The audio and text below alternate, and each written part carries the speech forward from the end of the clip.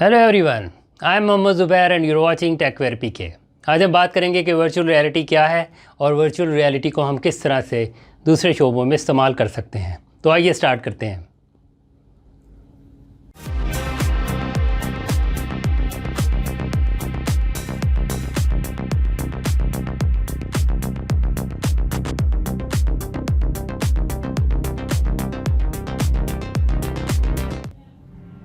Virtual reality एक technology है।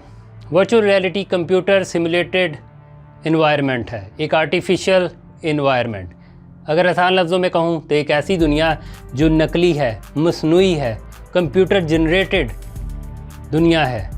इस दुनिया में जाकर हम उस दुनिया के लोगों के साथ बातचीत कर सकते हैं, चल सकते हैं, खेल सकते हैं, उड़ सकते हैं और यहाँ तक कि उनसे लड़ भी सकते हैं। जी हाँ, ये है वर्चुअल रियलिटी। वर्चुअल रियलिटी को एक्सपीरियंस करने के लिए हम स्पेशल किस्म का इलेक्ट्रॉनिक इक्विपमेंट यूज़ करते हैं। बेसिकली ये टेक्नोलॉजी जो है ये सॉफ्टवेयर और हार्डवेयर के कम्बिनेशन से मिलकर बनती है। तो इसमें हमें जो ख़ास किस्म का इलेक्ट्रॉनिक इक्विपमेंट यूज़ करना होता है वो है helmet, headset, glove, walker, suit और इस तरह की बहुत सी डिवाइसेस जिन्हें यूज़ करके हम VR टेक्नोलॉजी को एक्सपीरियंस कर सकते हैं। अब हम बात करते हैं वर्चुअल रियलिटी की हिस्ट्री पर। 1962 में मार्टिन हीलिंग ने सेंसोरामा मशीन बनाई। ये मशीन बेसिकली मूवी देखने के लिए बनाई गई थी।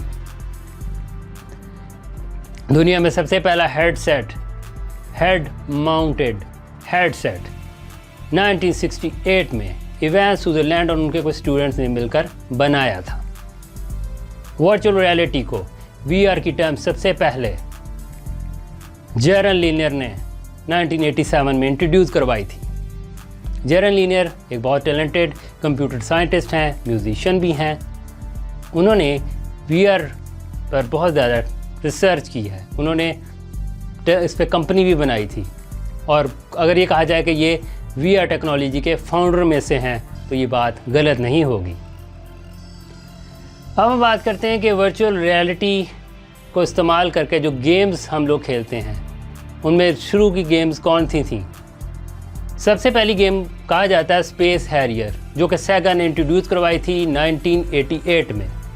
निंटेंडो ने वर्चुअल बॉय 1995 में इंट्रोड्यूस करवाई थी। काफ़ी एक्सपेंसिव गेम थी, पैसा इन्होंने बहुत कमाया, $180 की इसकी प्राइस थी, लेकिन फिर ये एकदम से नीचे आ गई क्योंकि इसका सॉफ्टवेयर, इसके ग्राफिक्स अच्छे नहीं थे, इसलिए यूज़र ने फिर से लाइक नहीं किया।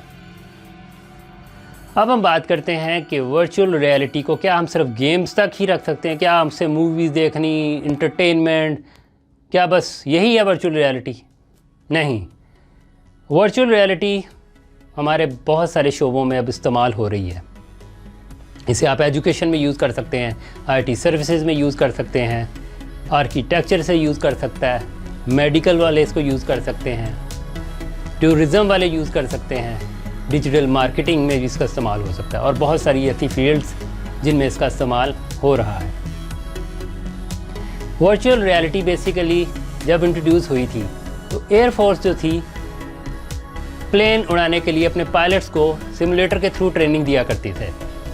उस ट्रेनिंग से उनकी ब्रेन पावर, डिसीजन मेकिंग और एक्यूरेसी बहुत ज़बरदस्त हो गई और उसके बाद फिर वो बड़ी इजीली रियल लाइफ में जो प्लेन थे उनको फ्लाई करने लगे। मेडिकल में इस फील्ड का बहुत रोल है। मेडिकल में डॉक्टर्स इसको इस्तेमाल करके बहुत से ऐसे पेचीदा अमराज का इलाज कर सकते हैं जिन्हें करना नामुमकिन था या जिन्हें तशख़ीस करना मुश्किल था। अब हम बात करते हैं एजुकेशन पे। एजुकेशन पे ये बहुत ज़बरदस्त इमर्जिंग टेक्नोलॉजी है। एजुकेशन में आपके इस तरह से काम आ सकती है कि आप इस पे ऐसी कॉम्प्लेक्स किस्म की थ्योरीज समटाइम जो हमें समझ नहीं लगती, टीचर हमें बताता और उसके बताने के बावजूद हमें समझ नहीं लगती, तो अब हम इस वर्चुअल रियलिटी के थ्रू उन कॉम्प्लेक्स किस्म की थ्योरीज़ को सॉल्व कर सकते हैं। ये हमारी ब्रेन पावर, हमारी एक्यूरेसी हमें अच्छा ट्रेन कर सकती है। अब हम बात करते हैं आर्किटेक्चर की। आर्किटेक्चर भी इसे अपने मैप्स वगैरह बनाने में यूज़ कर सकते हैं। इंजीनियर जो हैं वो भी कोई प्रोजेक्ट कर रहे हैं, उस प्रोजेक्ट की मतलब ट्रेनिंग के लिए अपनी लेबर को ट्रेन कर सकते हैं। वर्चुअल रियलिटी जो है ये आपका पैसा भी बचा रही है और आपकी इंसानी जानों को भी बचाएगी। फायर फाइटर्स हैं, बहुत सारे शोबे हैं जहाँ पर अब वर्चुअल रियलिटी को इस्तेमाल करके ट्रेनिंग दी जा रही है। आपको ड्राइविंग नहीं आती, आप सिमुलेटर यूज़ करके ड्राइविंग सीख सकते हैं। अब बात करते हैं कि वर्चुअल रियलिटी सबसे ज़्यादा किस मुल्क में यूज़ की जा रही है। इस टेक्नोलॉजी को चाइना में सबसे ज़्यादा इस्तेमाल किया जा रहा है और चाइना ने 2020 में अपना $5.8 बिलियन इस टेक्नोलॉजी पर खर्च किया है।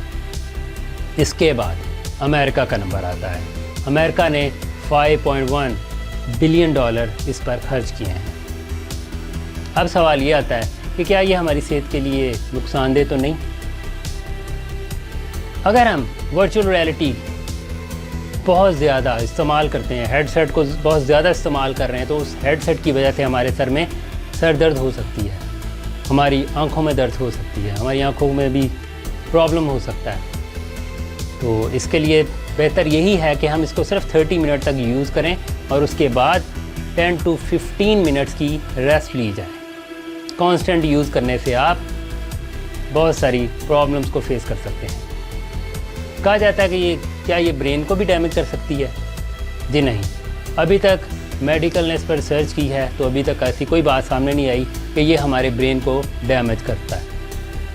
ये हमारे माइंड के लिए, ब्रेन के लिए बहुत अच्छी टेक्नोलॉजी है।